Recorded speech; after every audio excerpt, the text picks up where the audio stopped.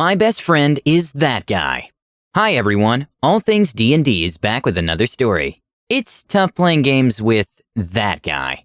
It's even harder when that guy is your best friend and roommate. Tell us what you would do after listening to this story of friendship and hardship. In the 20 years I've been playing, I'm fortunate to have very few horror experiences. I guess that's because for the majority of that time, I've been lucky to have had GM'd for the same group. As time goes by, people get married, get jobs, move, schedule conflicts, and basically life arises. And this group eventually went from gaming twice a week to once a month, and eventually not at all. About 2 years ago, I moved in with my best friend, and one day he told me he wanted to run a Mutants and Masterminds adventure based on the SCP stories. I thought that sounded awesome.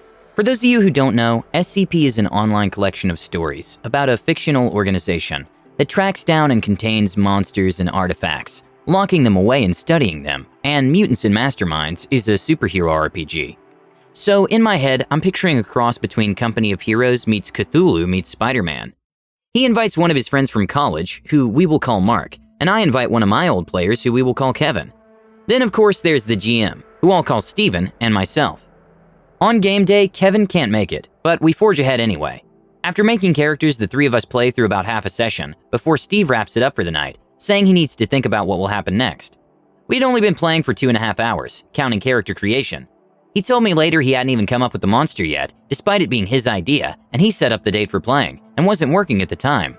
A week later he calls the campaign off, because he just can't figure out anything to do with it, and it's cutting into his time playing video games. This could have been the end. This should have been the end, but it wasn't. I played again, and I liked it.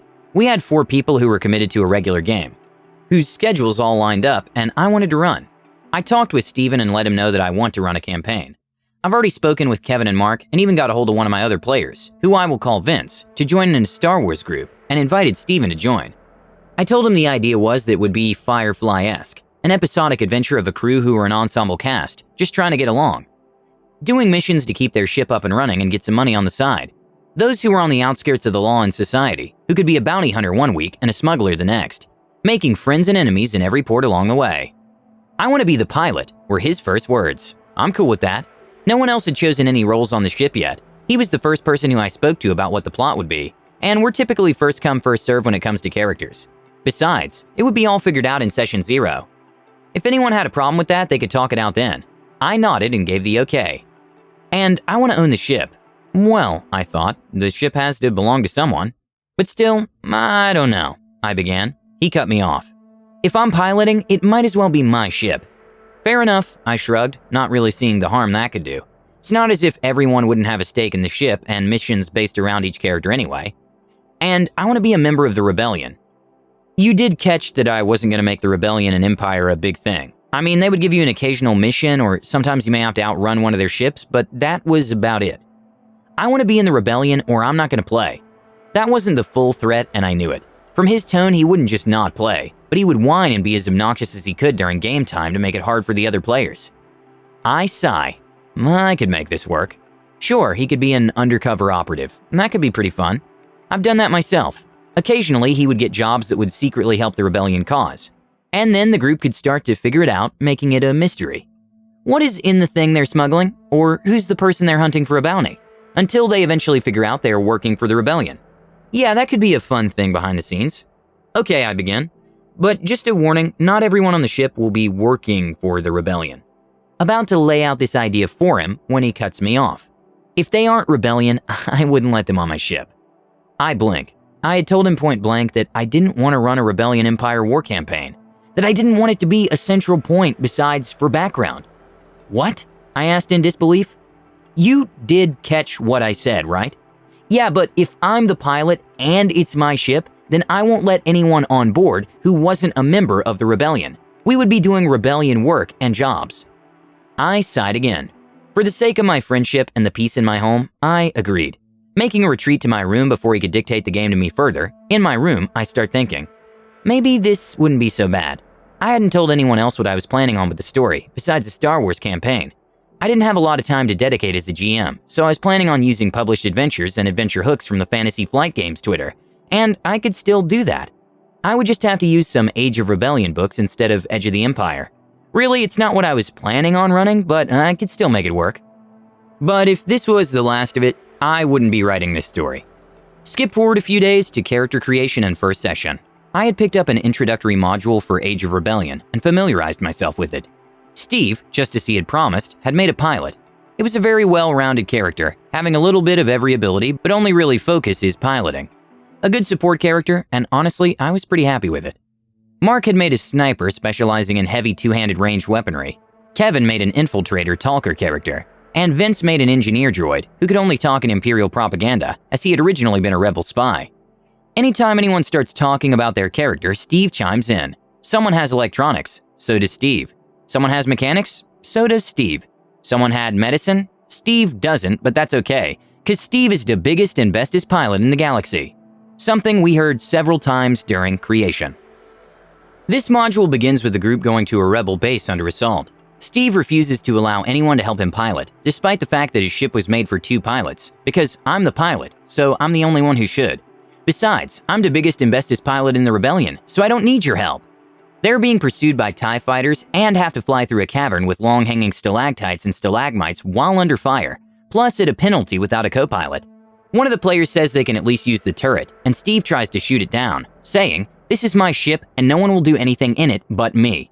I step in and bring up that Mark had gunnery skill, and Kevin could help pilot the ship, and Vince could be repairing the ship during this. No, this is my ship and the only thing I'm good at. We all roll our eyes.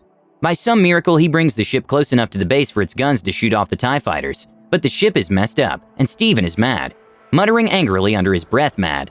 In the next phase of the adventure, there's an AT-AT making its way down a canyon, right to the base, supported with 4 AT-STs, and something like 50 to 100 stormtroopers. In the canyon, there's a walkway carved that has explosives planted on it, and an electronics check is needed to cause them to go boom. The droid has the best electronics, so he volunteers, playing a clip of For the Empire. There are blaster cannons along the cliff edge that can be used with a gunnery check to slow down the walkers. Mark's character, who had gunnery, volunteers to use one. There are hidden entryways allowing for combat with the troops in the canyon. Kevin volunteers, thinking he can use his cloaking shield and claws to take down troopers quietly, and pointed out there were speeders that can be piloted to help slow the walkers and provide cover for the cannons. Everyone turns to Steve, who is, if you haven't forgotten, the biggest and bestest pilot in the galaxy. Steve says, "What's the point? Kevin will just try to screw me over like he did on the way in here. He obviously has it out for me." I wanted to explode, but thankfully the rest of the group had my back. They reminded him how he refused to let them do anything. He didn't let the gunner shoot, he didn't let the co-pilot, he didn't let the mechanic fix, and instead they had to watch him do everything. He sighed and dropped the point, still shooting daggers at me, and tried to figure out where best to go. He was reminded once again about the speeders, but just shook his head and muttered something about me. I could do the explosives. I have 1 rank in computer. The droid had 3. I could use the turret. I have 1 rank in gunnery. The gunner had 3. He began to argue with everyone that because he had a 1 rank in something, he obviously was the best choice for everything. I can shoot. I can use computers. I can do this, so I should do this, and you should do something else. The rest of the group had had enough at this point and were arguing back. Finally, after some test rolls were done and they compared the size of their, dice pools, he agreed to fire a blaster pistol from the canyon face. The battle itself isn't important. The droid made the booms go boom. The group slowed down the enemies enough for him to reach the explosives, and the party won. The only noteworthy point was that the gunner's cannon took a hit, which gave him a critical injury when it exploded. He rolled and his arm was paralyzed. That was where I called that session. Afterward, I spoke with Steve and let him know that it wasn't just his story. This was a group campaign and that everyone can do something, and even if it isn't him, he can still cheer them on or offer his help. He said yeah, he knew, and he would do better next session. I let it slide. He and I had spoken. He seemed to know what he had done was wrong. The party had stood up for themselves as well, and he apologized. I thought it would get better. Then the next session happened. In between sessions, I had made a new character for Mark to take over, since his was badly injured. I had made another heavy weapons expert, so the party didn't lose that damage, with some medical capability, that being something the party was missing.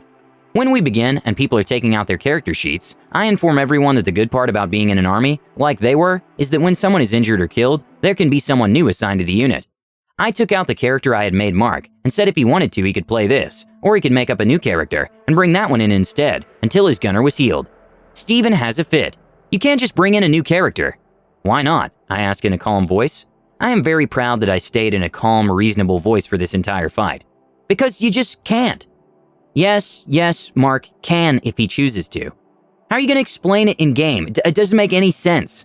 I'm pretty sure I just did. There's someone new assigned to your unit. Where are they going to come from? The rebellion, of course. But what about party cohesion? You're in the army. Your cohesion is whoever you're ordered to be with. Besides, it's not permanent, and this character fills a void you were missing.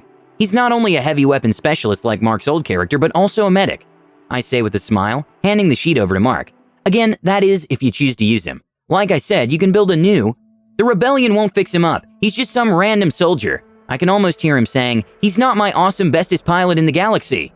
Looking back at Steven, why not? The rebellion has an entire medical fleet, and he'll get a baseline prosthetic arm, not anything special that'll give him bonuses.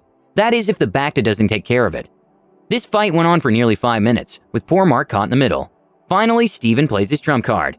If I was injured, I wouldn't want to bring in a new character or be healed. I'd want to play through it. Mark sighed. It's okay. I'll stick with my gunner. Looking dejected, he handed me back the sheet. He had actually been excited about the medic, eyes lighting up, looking over, pointing out interesting things it could do. Steve looked triumphant. Are you sure? You don't need to let Steven dictate your character. You're a two-handed specialist who lost a hand. The weapons you could use you don't have any ranks in, plus you have a penalty from the injury, and if you take a crit, it's guaranteed to be worse. On top of that, your armor is ruined from the explosion, so you're defenseless. This isn't Steven's decision to make. It's not his character, it's yours. Yeah, I guess I'm sure. With Mark having made his decision, there was nothing else I could do. Okay. I guess you can go to the quartermaster and get a new set of armor, and a blaster pistol so you can have a weapon. No, he can't. We don't have time. Again, Steven butts in. I guess I won't, Mark says, giving in. I let Mark know he could, but he shakes his head no and asks to move on. In the next section of the adventure, it's revealed there's a traitor, and it's up to the party to figure out who it is. The group narrows down its list of suspects and splits. Half the group goes to do background research, and half go to interrogate the first suspect.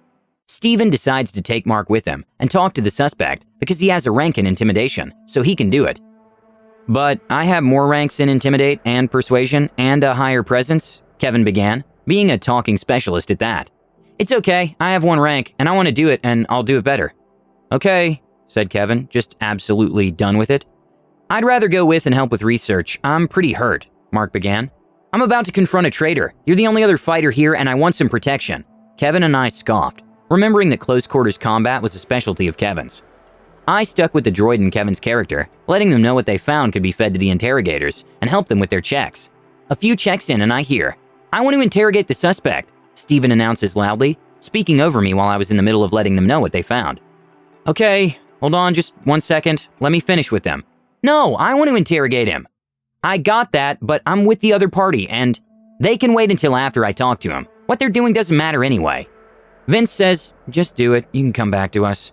Giving me a long-suffering look that only a big brother can. Note, he's not my big brother, but he is Kevin's. Okay, I say, turning my attention to Steven. What's the plan? Me and Kevin are going to interrogate the first suspect. I want to do it. Steven starts questioning and rolls a success, but a despair. A despair is a crit bad thing. The man, realizing that he had been found, pulls out his blaster and shoots Steven in the face with a stun bolt, knocking him out. But that's not fair. I have one rank in intimidation.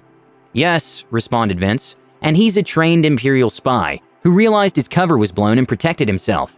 Maybe next time let the person who specialized in talking do the talking, or let the researchers finish the research, because we had just found that out and could have warned you. Mark goes down next. The guy who didn't want to be there and was forced to by Steven goes down. Since he already had a critical injury, he took another one. This time he loses his entire arm, and the spy escapes. I ask Mark if he wants to bring in a new character, because this is the time I could.